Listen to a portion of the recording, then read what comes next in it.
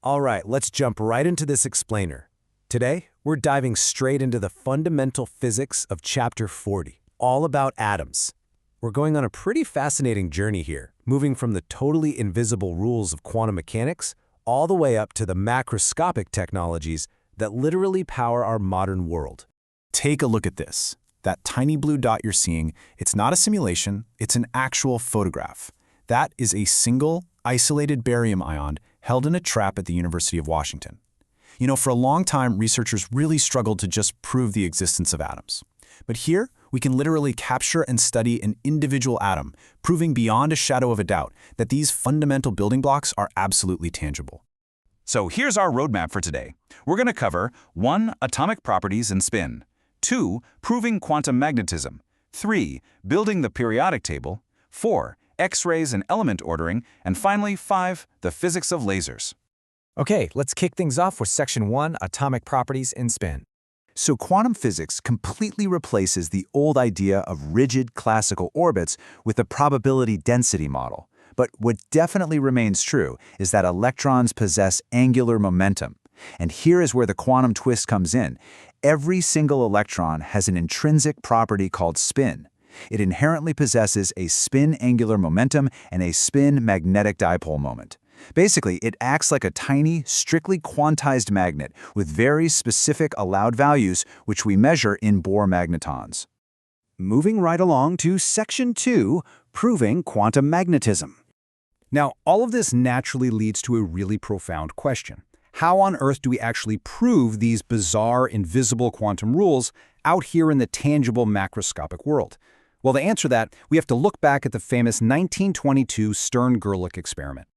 This experiment was just absolutely ingenious. They literally vaporized silver in an oven, let a beam of those atoms escape through this tiny, narrow slit, and then passed that collimated beam through a non-uniform magnetic field before it hit a glass detector plate. Now, classically, you'd expect a smeared line of silver on the glass, right? Because the atom's magnetic moments should just be randomly oriented. But instead, the beam split perfectly into exactly 2 distinct spots. It was the absolute smoking gun. It proved that the combined magnetic dipole moment of a silver atom, which, by the way, ultimately comes down to the spin of its single outer electron, is strictly quantized into just 2 states, spin up and spin down. And what's really cool is that this same fundamental physics applies way beyond just electrons. Protons have intrinsic spin too. If you drop protons into an external magnetic field, they align in either a lower energy spin up state or a higher energy spin down state. And if you hit them with a photon of exactly the right energy, specifically 2 times the magnetic moment times the magnetic field, you can literally force that proton to flip its spin. Detecting these precise spin flips creates what we call nuclear magnetic resonance spectra. It lets us identify specific molecular structures, and yes, this is the exact fundamental science behind the MRI machine sitting in hospitals all over the world today. All right, Section 3, Building the Periodic Table. So what happens when we scale things up and pack multiple electrons into an atomic trap? Well, this brings us to a massive rule formulated back in 1925, the Pauli exclusion principle. It dictates that no 2 electrons in a trap can ever have the exact same set of quantum numbers. I like to think of it like a highly regulated, high-tech parking garage where absolutely no 2 cars are ever allowed to occupy the exact same spot. If this rule didn't exist, all electrons would just instantly collapse into the lowest energy state, and all the complex chemistry of our universe just simply wouldn't exist. You can think of this unique combination sort of like an address for every single electron.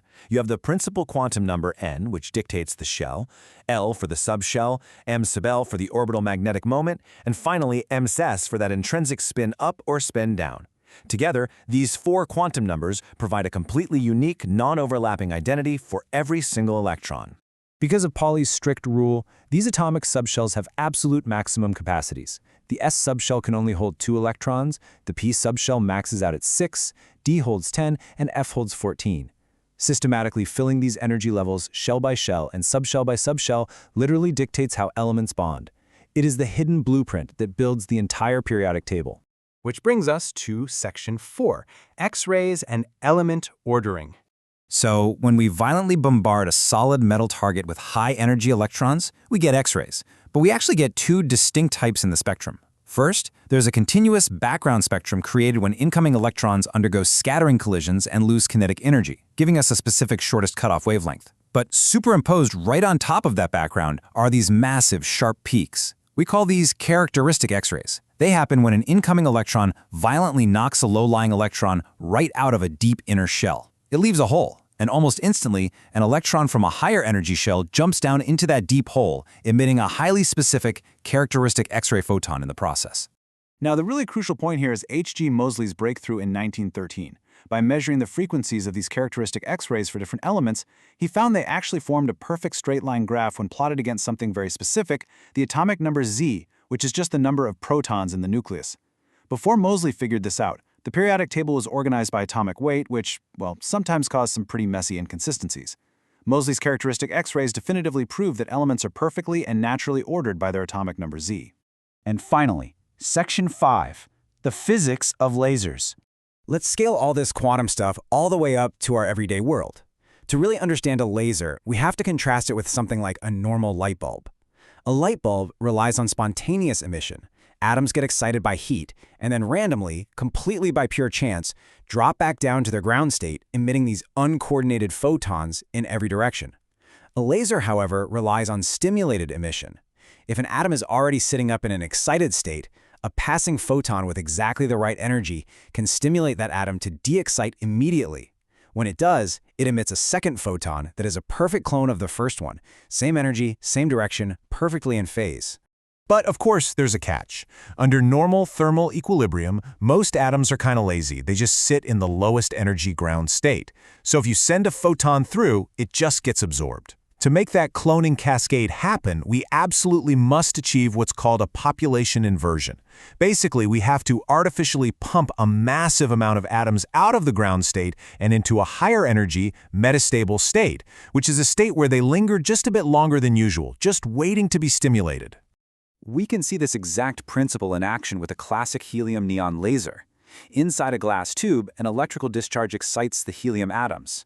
Those helium atoms then literally crash into the neon atoms, transferring their energy and forcing the neon into that critical population inversion.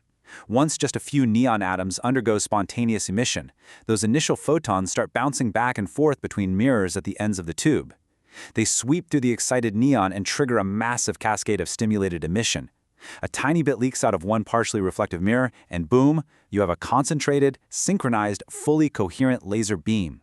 It is truly fascinating to step back and realize that mastering the most abstract, tiniest quantum properties, like intrinsic spin, the Pauli exclusion principle, and atomic energy levels, directly unlocks the massive, macroscopic technologies we rely on every single day.